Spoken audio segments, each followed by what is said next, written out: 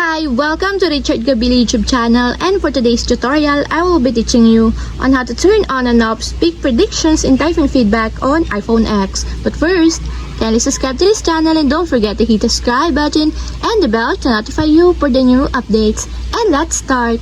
Using your iPhone X, from your home screen first, go to Settings. Then in the Settings, scroll down and find the Accessibility and then tap. Then in the accessibility, go to vision section and then tap the spoken content. Then in this part, in the spoken content, scroll down, then find and tap the typing feedback. Then in the typing feedback, find the hold to speak predictions, and as you will see, there's a switch button located on the side of it. Then all you have to do is just tap it to enable until it becomes green. When the hold to speak prediction is enabled, when typing predictions are enabled, tap and hold each word to hear it spoken. And if you want to disable or turn it off, just tap again the switch button, just like this.